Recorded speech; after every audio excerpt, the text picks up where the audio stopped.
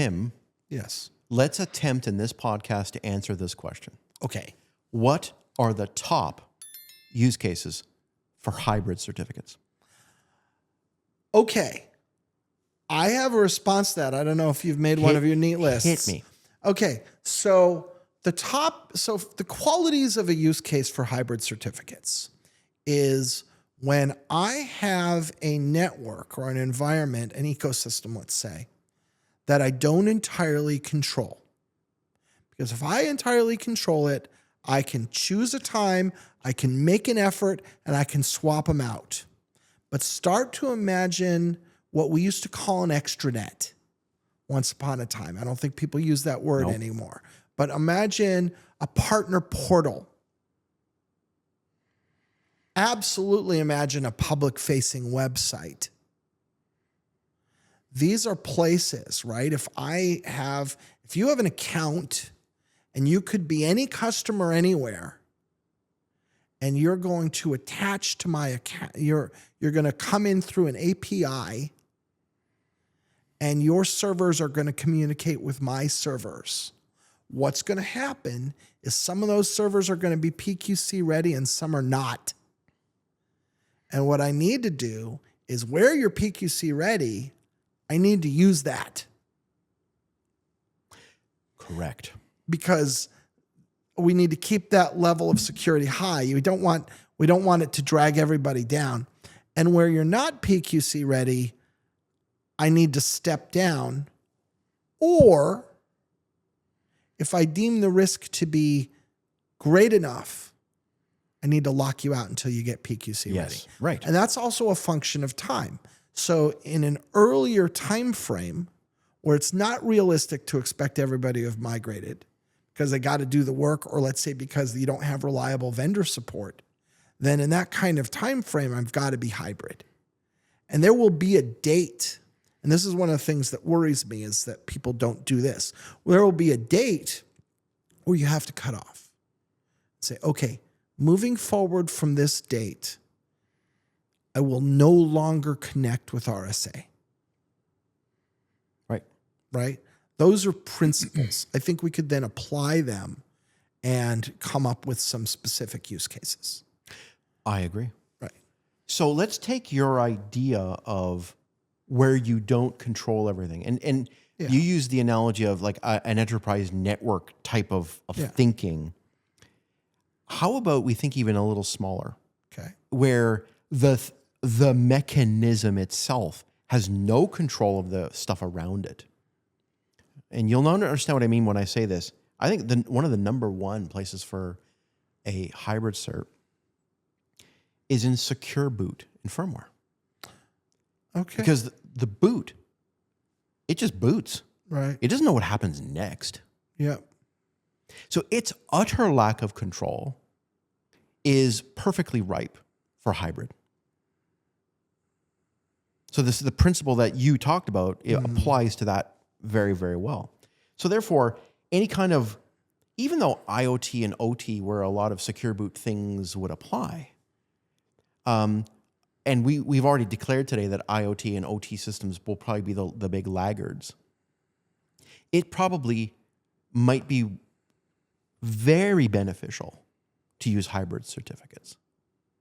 And I know some people who, you know who you are, who have educated me on this topic where IoT and OT systems are probably very, very ripe for that concept. So I put that near the top of the list.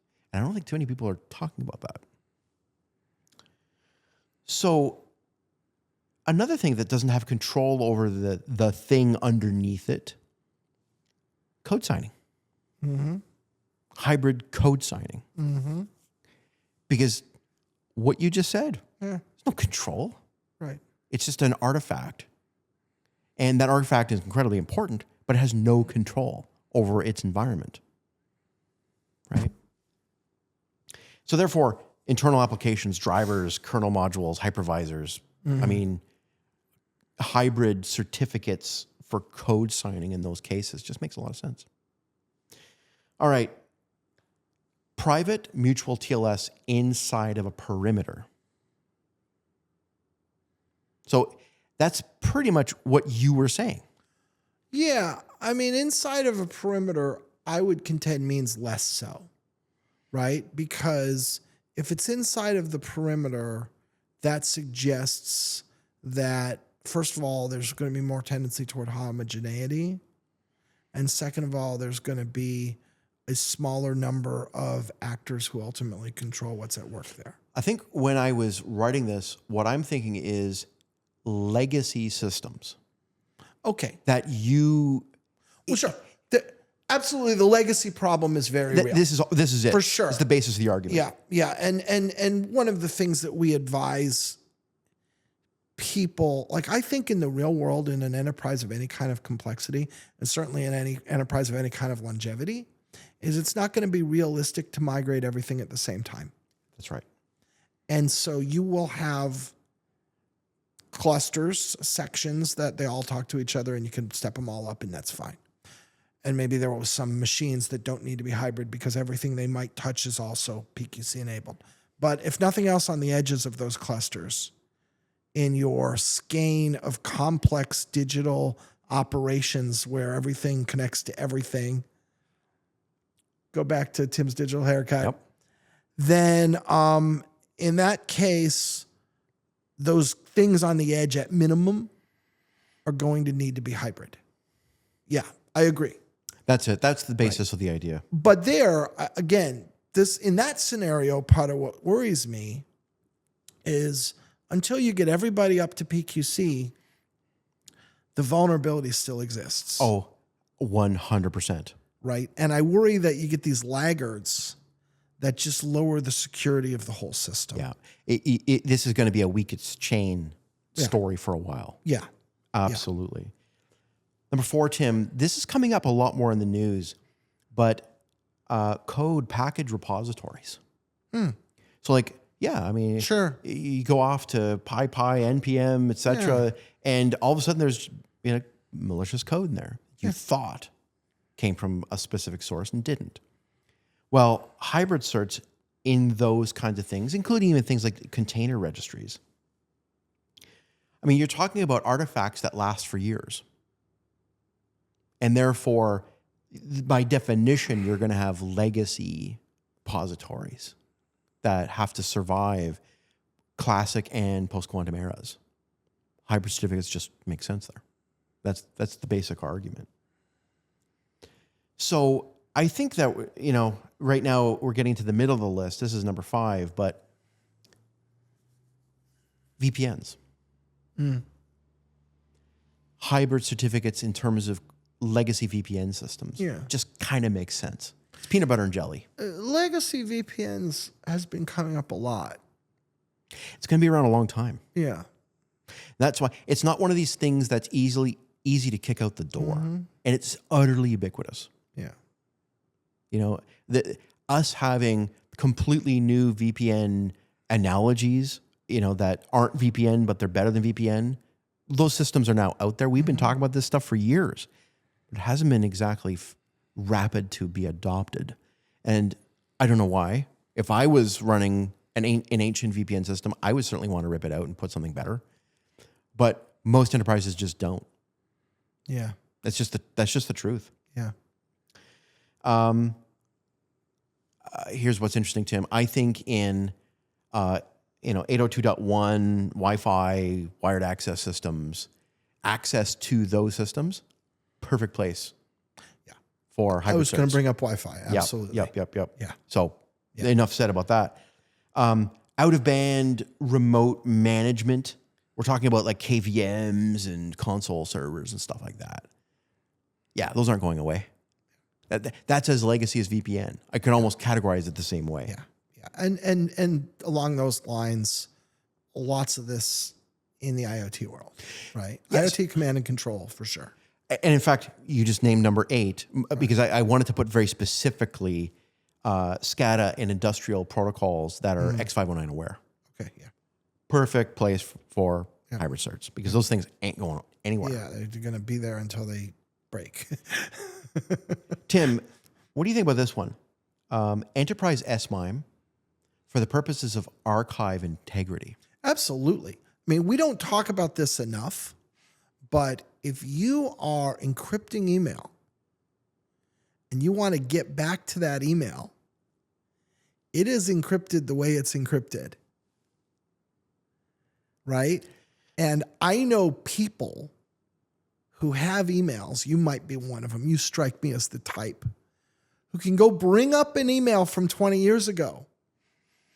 Why did we do this thing back in 2002? Hold on. Okay, here's why, right? Literally. And if you're encrypting those on top of it, like that stuff's going to last forever. Well, I did test emails to myself and to you with PGP Yeah. for an episode that we will do one day. Oh, we will. We keep saying that. I believe it when I see it. Number 10, same exact idea. Document and transaction signing. Yeah. Yeah. Same reason. For sure. Exact same thing. Those are 10. Those are 10. Those are all, I think, yeah. Don't dispute any of them. Completely agree. I think we don't talk enough about the hybrid cryptography scenario, which is going to be insanely important, is for a while going to be damn near ubiquitous. And for some use cases. And I'd like to see it going down over time. You want to see that pie chart shrink over time. Sure. But I think we're going to get to the point where we're going to get a little tenacious wedge of the pie chart that is going to stick around for a long time. Decades and decades. Decades. Yes, sir. And that ain't great. I've never heard anybody name. A lot of people have used the term hybrid cert. I've never heard the term, what are the use cases for it? Yeah. You heard it here.